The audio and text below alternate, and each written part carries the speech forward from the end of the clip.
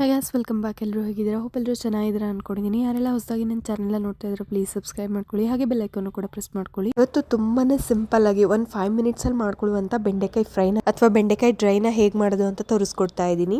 ತುಂಬಾನೇ ಟೇಸ್ಟಿಯಾಗಿರುತ್ತೆ. ಮನೇಲಿರುವಂತ ಇಂಗ್ರೀಡಿಯೆಂಟ್ಸ್ ನ ಉಪಯೋಗಿಸ್ಕೊಂಡು ಮಾಡುವಂತದ್ದು ಬಹಳ ಚೆನ್ನಾಗಿರುತ್ತೆ. ಒಂದ್ಸತಿ ನೀವು ಟ್ರೈ ಮಾಡಲೇಬೇಕು. ಹಾಗಾದ್ರೆ ಇನ್ನು ಯಾಕೆ ತಡ ಮಾಡೋದು, ಬನ್ನಿ ರೆಸಿಪಿನ ಸ್ಟಾರ್ಟ್ ಮಾಡೋಣ. ನಾನು ಬೆಂಡೆಕಾಯಿನ ನೀಟಾಗಿ ಕ್ಲೀನ್ ಮಾಡಿ ಉದ್ದುದಕ್ಕೆ ಕಟ್ ಮಾಡ್ಕೊಂಡು ಇಟ್ಕೊಂಡಿದ್ದೀನಿ. ಒಂದ್ ಪ್ಲೇಟ್ ತಗೊಂಡು ಒಂದ್ ಚಮಚ ಉಪ್ಪು, ಖಾರದ ಪುಡಿ ಮತ್ತೆ ಧನಿಯಾ ಪುಡಿ, ಜೀರಿಗೆ ಪುಡಿ, ನಿಮ್ಗೆ ಇಷ್ಟ ಇತ್ತು ಅಂದ್ರೆ ಜೀರಿಗೆ ಕಾಳುಗಳನ್ನು ಸಹ ಸೇರಿಸ್ಕೊಳ್ಬಹುದು. ತುಂಬಾನೇ ಚೆನ್ನಾಗಿರುತ್ತೆ. ನಾನು ಇದನ್ನೆಲ್ಲ ಸೇರಿಸ್ಕೊಂಡು ನೀಟಾಗಿ ಮಿಕ್ಸ್ ಮಾಡ್ಕೊತಾ ಇದ್ದೀನಿ. ನಂತರ ಬೆಂಡೆಕಾಯಿನ ತಗೊಂಡು ನಾನು ಇಲ್ಲಿ ವಿಡಿಯೋದಲ್ಲಿ ತೋರಿಸ್ತಾ ಇದ್ದೀನಿ ನೋಡಿ, ಮಧ್ಯಕ್ಕೆ ಸೀಳ್ಕೊಳ್ಬೇಕು, ಪೂರ್ತಿ ಸೀಳ್ಕೊಳ್ಬಾರ್ದು, ಜಸ್ಟ್ ಕಟ್ ಆಗ್ಬೇಕಷ್ಟೇ. ನಾವು ಫಿಲ್ಲಿಂಗ್ ಮಾಡ್ಕೋಬೇಕು. ಸೊ ಹೀಗಾಗಿ ಈ ರೀತಿ ಕಟ್ ಮಾಡ್ಕೊಳ್ಳಿ.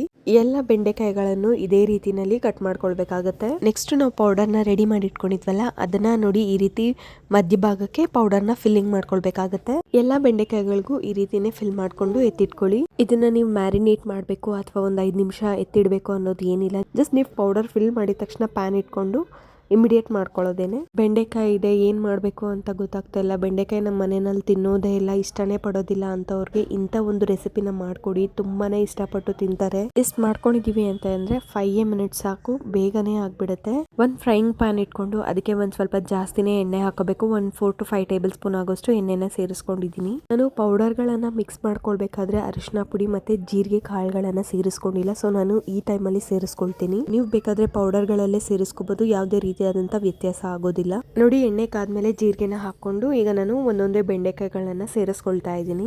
ಚಿಕ್ಕ ಮಕ್ಳಿಂದ ಹಿಡಿದು ದೊಡ್ಡೋರ್ ತನಕ ಯಾರ್ ಬೇಕಾದ್ರೂ ಇದನ್ನ ತಿನ್ಬಹುದು. ಬೆಂಡೆಕಾಯಿ ತುಂಬಾನೇ ಒಳ್ಳೇದು, ಚಿಕ್ಕ ಮಕ್ಳಿಗೆ ಕೊಡ್ಲೇಬೇಕು ಅಂತ ಹೇಳ್ತಾರೆ. ಬೆಂಡೆಕಾಯಲ್ಲಿ ವಿಟಮಿನ್ ಸಿ, ಕೆ, ನಾರಿನಾಂಶ ಇದೆ. ಫೈಬರ್ ಮತ್ತೆ ಆಂಟಿ ಆಕ್ಸಿಡೆಂಟ್ಸ್ ತುಂಬಾನೇ ಹೆಚ್ಚಾಗಿದೆ. ಮತ್ತೆ ರಕ್ತದಲ್ಲಿನ ಗ್ಲೂಕೋಸ್ ನ ನಿಯಂತ್ರಣ ಮಾಡ್ಲಿಕ್ಕೆ ಇದು ತುಂಬಾನೇ ಸಹಾಯ ಮಾಡುತ್ತೆ.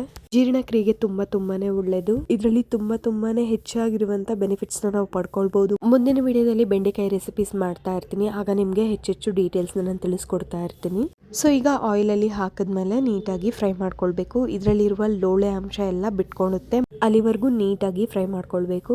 ಯಾವಾಗ್ಲೂ ಬೆಂಡೆಕಾಯಲ್ಲಿ ಸಾಂಬಾರು, ಗೊಜ್ಜು, ಪಲ್ಯ ಡಿಫ್ರೆಂಟ್ ಆಗಿ ಎಕ್ಸ್ಪೆಕ್ಟ್ ಮಾಡ್ತಾರೆ, ಡಿಫ್ರೆಂಟ್ ಆಗಿರ್ಬೇಕು ಅಂತ ಬಯಸ್ತಾರೆ. ಆ ರೀತಿ ಇರುವಾಗ ಈ ತರದ ರೆಸಿಪಿನ ಒಂದ್ಸತಿ ನೀವು ಟ್ರೈ ಮಾಡಿ ನೋಡಿ, ಖಂಡಿತವಾಗ್ಲೂ ನಿಮ್ಗೆ ಯಾವತ್ತೂ ಡಿಸಪಾಯಿಂಟ್ ಆಗೋದಿಲ್ಲ. ಅಷ್ಟು ಇಷ್ಟಪಟ್ಟು ತಿಂತಾರೆ. ನೀವು ಮಾಡಿರೋದಕ್ಕೂ ಸಾರ್ಥಕತೆ ಅಂತ ಅನ್ಸುತ್ತೆ. ಸೊ ನೋಡಿ, ನೀಟಾಗಿ ಫ್ರೈ ಆಗ್ತಿದೆ. ಇದನ್ನ ನೀಟಾಗಿ ನಾವು ಫ್ರೈ ಮಾಡ್ಕೊಳ್ಬೇಕು.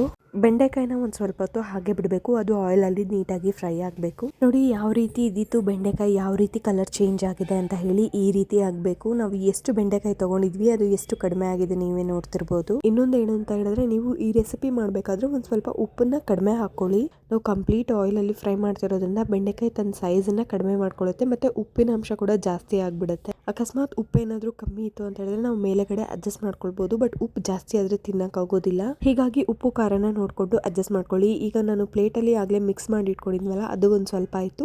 ಅದನ್ನ ಒಂದ್ ಸ್ವಲ್ಪ ಪುಡಿನ ಬೆಂಡೆಕಾಯಿ ಮೇಲೆ ಉದುರಿಸ್ಕೊಳ್ತಾ ಇದ್ದೀನಿ. ಆಗ ಟೇಸ್ಟ್ ತುಂಬಾನೇ ಚೆನ್ನಾಗಿ ಎನ್ಹಾನ್ಸ್ ಆಗುತ್ತೆ. ನೋಡಿ, ಈಗ ಬೆಂಡೆಕಾಯಿ ತುಂಬಾನೇ ಚೆನ್ನಾಗಿದೆ, ತುಂಬಾ ಸೂಪರ್ ಆಗಿದೆ. ನೋಡಿ ಈ ರೀತಿ ಆಗ್ಬೇಕು, ಕಲರ್ ಈ ರೀತಿ ಚೇಂಜ್ ಆಗ್ಬೇಕು. ನೋಡಿ, ನಮ್ಮ ಬೆಂಡೆಕಾಯಿ ಫ್ರೈ, ಬೆಂಡೆಕಾಯಿ ಡ್ರೈ ಏನ್ ಬೇಕಾದ್ರೂ ಕರ್ಕೊಳ್ಳಿ, ರೆಡಿ ಆಗಿದೆ. ಇದನ್ನ ನಾನು ಪ್ಲೇಟಿಂಗ್ ಮಾಡ್ಕೊಳ್ತಾ ಇದ್ದೀನಿ. ನಂತರ ಪ್ಯಾನ್ ಅಲ್ಲಿ ಇರುವಂತ ಒಂದ್ ಸ್ವಲ್ಪ ಎಣ್ಣೆನ ತಗೊಂಡು ಇದ್ರ ಮೇಲೆ ಹಾಕೊಳ್ಳಿ. ನಂತರ ಬೆಂಡೆಕಾಯಿ ನೋಡಿ ಹೇಗೆ ಕಾಣ್ತಿದೆ. ಈಗ ಒಂದ್ ಸ್ವಲ್ಪ ನಿಂಬೆ ಹಣ್ಣನ್ನ ಹಾಕೊಂಡು ನೀಟಾಗಿ ಮಿಕ್ಸ್ ಮಾಡ್ಕೊಳ್ಳಿ. ತುಂಬಾನೇ ಟೇಸ್ಟಿ ಆಗಿರುವಂತ ಬೆಂಡೆಕಾಯಿ ಡ್ರೈ ರೆಡಿ ಆಗ್ಬಿಡುತ್ತೆ. ಇದು ರಸಂ ರೈಸ್ ಜೊತೆಗೆ ಅಥವಾ ಬೇಳೆ ಸಾಂಬಾರ್ ಜೊತೆಗೆ ಚೆನ್ನಾಗಿರುತ್ತೆ. ಹೋಪ್ ವಿಡಿಯೋ ಇಷ್ಟ ಆಗಿದೆ ಅನ್ಕೊಂಡಿದೀನಿ. ಇದೇ ರೀತಿಯಾದಂತಹ ಸಿಂಪಲ್ ರೆಸಿಪೀಸ್ಗಾಗಿ ನನ್ನ ಚಾನಲ್ ಸಪೋರ್ಟ್ ಮಾಡೋದನ್ನ ಮರಿಬೇಡಿ. Thank you.